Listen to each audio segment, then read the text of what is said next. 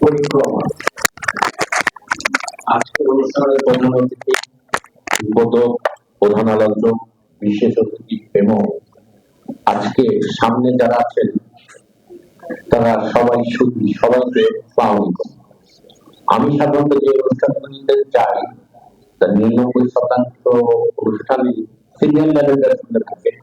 এই প্রথম আলবাকার একটা অনুষ্ঠানে গিয়েছিলাম, প্রথম একদম জুনিয়র লেভেলটা আমার পাশে আছে, সামনে আছে।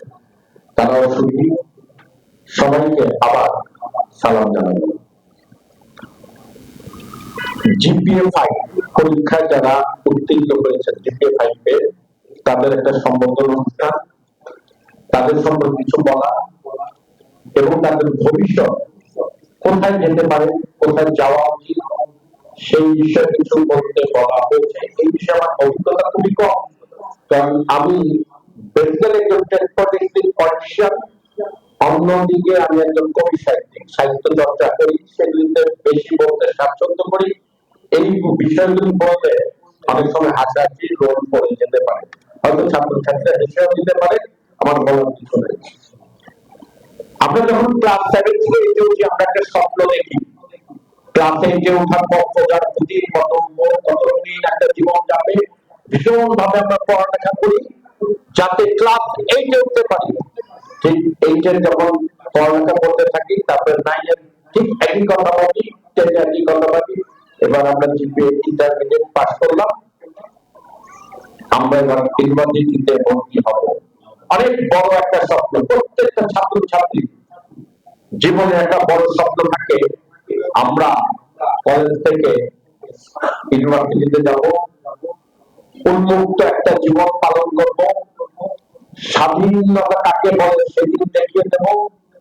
এরকম একটা চিন্তা ভাবনা যখন আমার ছিল, আমি হাই কলেজের ছাত্র ছিলাম, পরবর্তীতে জগন্নাথের ছাত্র ছিলাম, বাবা মাকে মানবো না, শিক্ষকের কথা শুনবো না, যা ইচ্ছা তা করবো। ইউনিভার্সিটিতে যাওয়া মানে আমরা একটা উন্মুক্ত জীবনে চলে যাওয়া, স্বাধীন, আমরা স্বাধীন বাংলাদেশে। কিন্তু বিষয়টা কখনোই এমন হয় না।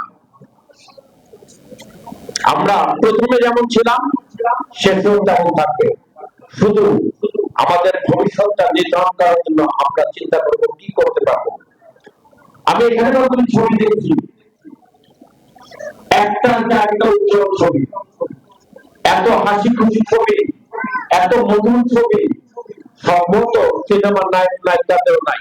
একটা স্বপ্ন দেখার ছবি, একটা স্বপ্ন দেখতে পছন্দ করে তরুণরা, সেই ছবি, সেই তরুণরা স্বপ্ন দেখতে পছন্দ করে। আমাদের দেশে পড়ালেখা একরকম হয়, আমেরিকা কিন্তু পড়ালেখা চেঞ্জ করে ফেলেছে। এখনো অনেক অতিথি আসেন, হাতে মনে করেন 10 মিনিট সময় দিলে তোলা করেন। আমরা স্বপ্ন দেখা শুরু করি, কিন্তু আমরা অনার্স করি, মাস্টার্স করি, এক সময় এমবিএ যারা করতেন তারা বাবা মা পরিচয় দিতেন, আমার ছেলে কিন্তু এমবিএ করেছে। এখন কিন্তু বিষয়টা উল্টো হয়ে গেছে, এমবিএ করলে কেউ শুনতেই চায় না।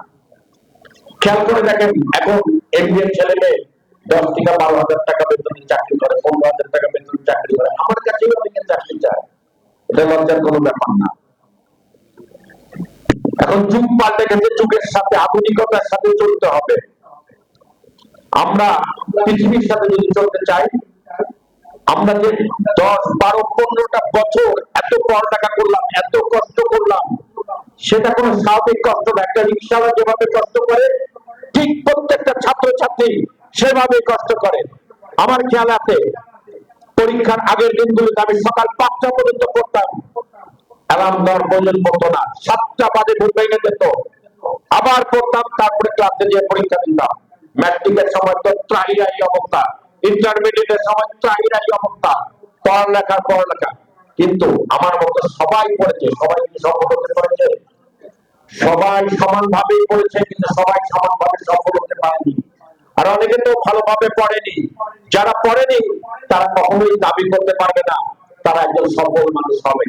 ওই ক্ষেত্রটায়, যেই ক্ষেত্রটা তার বাবা মার টার্গেট ছিল, যেই ক্ষেত্রটা ওই ছাত্র ছাত্রীটার টার্গেট ছিল, টার্গেট বহু রকম থাকে। আপনাদের অনেকের টার্গেট আছে, আপনার কলেজ ইউনিভার্সিটির প্রফেসর হবে, অনেকের টার্গেট যারা পড়ালেখা করেন, অনেকের টার্গেট আছে আপনারা শিক্ষক হবেন, অনেকে সাংবাদিক হবেন। সাংবাদিক একটা উন্মুক্ত পেশা, যখন যার বিরুদ্ধে বলা যায় সে সরকার হোক, সে সরকার না হোক, যেটা রাইট সেটা বলার মতো সাহসী একটা উদ্যোগ মানে সাংবাদিকতা। এখানে অনেক সাংবাদিক আছেন, আমি দেখেছি আমার পরিচিত, সাংবাদিক হবেন। এরকম বহু সেক্টরে আমরা বহু ভাবে স্বপ্ন দেখি, কিন্তু এই স্বপ্নটা বাস্তবায়ন করার জন্য আপনাকে 12 বছর 15 বছর যেভাবে কষ্ট করতে হয়েছে, শেষ পর্যন্ত আপনাকে আপনার জায়গায় স্থির থাকতে হবে। মনে রাখতে হবে আপনার টার্গেট আপনাকে পূরণ করতেই হবে। আপনার বাবা, আপনার মা আপনার পিছনে যে সময় দিয়েছে, যে শ্রম দিয়েছে, যে অর্থ করে ঠেলেছে, তার যদি আপনি ফাইনাল রেজাল্ট না দেন, তাহলে আপনি আপনার বাবা মার প্রতি অকৃতজ্ঞ থেকে যাবেন। বাবা মা সবচেয়ে বেশি গর্ব করে যে বিষয়টা নিয়ে, বাবা মারা কিন্তু বাবা মা থাকে। বাবা মা যখন সন্তানের জন্ম দেয়, বাবা মা কিন্তু তার বাবা মাকে নিয়ে গর্ব করে না, বাবা মা গর্ব করে তার সন্তানকে নিয়ে। আর সেই সন্তানটাই আমার পাশে বসে রয়েছেন, সহমত 1000 সন্তান আমার পাশে বসে রয়েছেন। সেই টার্গেটটা আপনাদের পূরণ করার জন্য যা করার তাই করবেন, এটা হলো প্রথম ধাপ। আরেকটা কথা বলি, এখানে থাকা কোন কলেজের আছে না ঠিকভাবে সবাই তো চিনি না, আমি একটা কথা বলি। আপনারা নিশ্চয় মার্ক জুকারবার্গের নাম শুনেছেন, সবাই শুনেছেন, একদম সবাই, মানে আপনার ছাত্রছাত্রীরা সবাই ফেসবুকিং করে, এটা প্রমাণিত সত্য। মার্ক জুকারবার্গ, আরেকজন আছেন টেসলা, টেসলার যিনি মালিক, নামটা কি? Elon Musk. বিদেশের খবর পুরোপুরি আপনারা রাখেন। মার্ক জুকারবার্গ, টেসলা যিনি কর্ণধার, স্টারলিংকের যিনি কর্ণধার, মার্ক জুকারবার্গ, ইলন মাস্ক, এনারা শুধু না, ওইখানকার যত মিলিয়নিয়ার বিলিয়নিয়ার আছেন, তারা তাদের শিক্ষা ব্যবস্থা চেঞ্জ করে ফেলছে। তারা চায় তাদের দেশের একটা ডেভেলপমেন্ট, অর্থনৈতিক ডেভেলপমেন্ট। তাদের ছেলে মেয়ে দুধে ভাতে থাকবে না। আমরা বাঙালিরা ভাবতাম আমাদের ছেলে মেয়ে বড় হয়ে দুধে ভাতে থাকবে, কিন্তু তারা এখন সেটা তাকে ভাবে না। তারা ভাবে তাদের ছেলে মেয়ে বড় হয়ে পৃথিবীর সবচেয়ে সম্পদশালী হবে, সবচেয়ে সুনামের অধিকারী হবে, সারা পৃথিবী তাদেরকে দাঁড়িয়ে সেলুট দিবে। সেই জন্য তারা তাদের পড়ালেখার গতি, পড়ালেখার ধরন অল্প অল্প করে চেঞ্জ করেছে। অনেকগুলি তারা স্কুল খুলেছে, ওই ধারায় যারা বিশ্বাসী তারা ওই স্কুলগুলিতে পড়ে, তারা গতানুগতিক স্কুলে পড়ে না। অনেক পড়ালেখা আছে যেগুলি জরুরি না তাদের মধ্যে। রোবোটিক্স তারা পড়ে, রোবোটিক্স তারা পড়ে, এআই তারা পড়ে, ইঞ্জিনিয়ারিং তারা পড়ে, মেডিসিন। এই চারটার বাইরে তারা পড়তে চায় না, পড়াচ্ছে না। এর বাইরে এই যে বাচ্চারা নাচ গান করলে এটা ভীষণ প্রাধান্য দেওয়া আছে, এটা মেধার অনেক বড় বিকাশ করা, এই সাবজেক্টটা রেখেছে তারা। কারণ তারা মনে করছে ফার্স্ট আমেরিকা, যেটা এখন ট্রাম্পের ঘোষণা, আমেরিকা হবে পৃথিবীর নাম্বার 1 কোম্পানি। ফার্স্ট আমেরিকা করার জন্য তারা অনেক আগে থেকেই প্রস্তুতি নিয়েছে, তারা সাবজেক্ট চেঞ্জ করে ফেলেছে।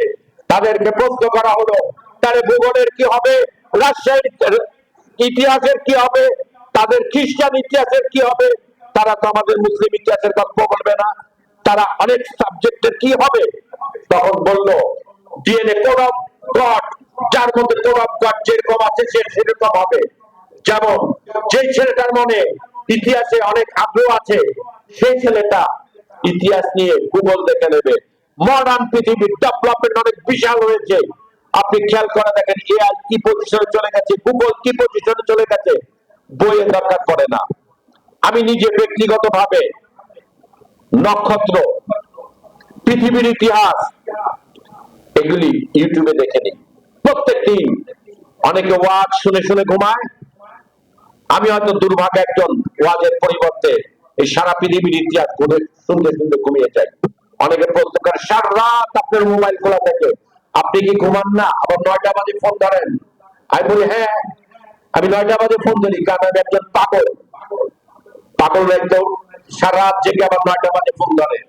একদিন ফেসবুকে স্ট্যাটাস দিলাম, আমি রাত 1:30টা বাজে ইউটিউবে আমার যে পছন্দের সাবজেক্ট গুলি ইউটিউবে আমি ছেড়ে দেই, ওগুলি শুনতে শুনতে আমি ঘুমিয়ে যাই।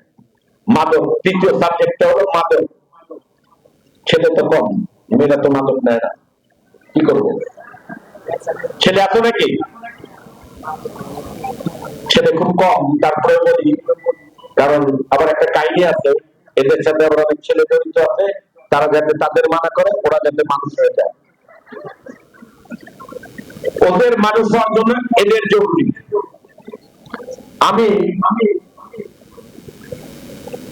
আমার বয়স, আমি খুব মডার্ন ছিলাম, আমি ক্লাসে থেকে গাড়ি চালায় স্কুলে যেতাম। তাহলে বুঝো, এখনো অনেকে পারে না, আমি ক্লাসে থেকে আহমেদাবাদ একাডেমিতে ওয়ারি থেকে গাড়ি চালায় যেতাম, ভীষণ ভাবসাব। আমাদের সৌভাগ্য, আমাদের সেই সময় ৮২ সালে আমাদের ৬-৭ জন ছেলে বাবার গাড়ি ছিল, এর মধ্যে আমরা ৬-৭ জনই গাড়ি চালায় যেতাম, ভাবটা সব ঠিক রাখতাম। কিন্তু আমি কোনোদিন সিগারেট খাইনি, সবাই খাইত, আমি কোনোদিন একটা সিগারেট খাইনি। কিন্তু আমি সেই সিগারেট ৪০ বছর বয়স যখন আমার প্রথমবারের মতো সিগারেটে আসক্ত হলাম।